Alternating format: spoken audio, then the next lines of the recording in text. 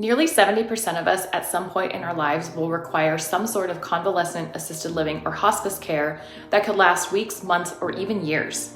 This is why it's often referred to as long-term care. But is long-term care insurance a waste of money? Imagine you or a loved one requires extensive medical care due to aging, chronic illness, or disability.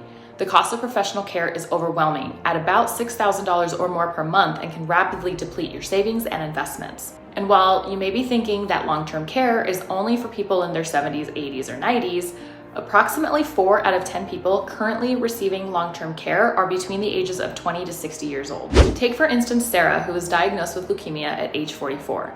She needed in-home nursing care for 2 years at a total cost of $160,000. Or Michael, who was diagnosed with MS at 34 years old and has had an in-home caregiver for the past 3 years at a cost of $180,000. If you cannot afford to pay for long-term care, the responsibility then tends to fall on your family members to either provide the actual care or pay the cost for care services.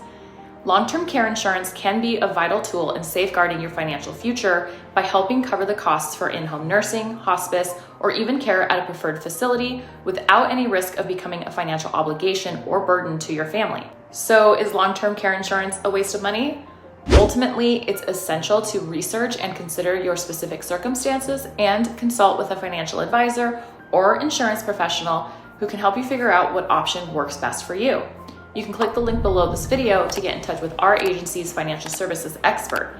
And don't forget to hit that like and subscribe button. We'll see you next time.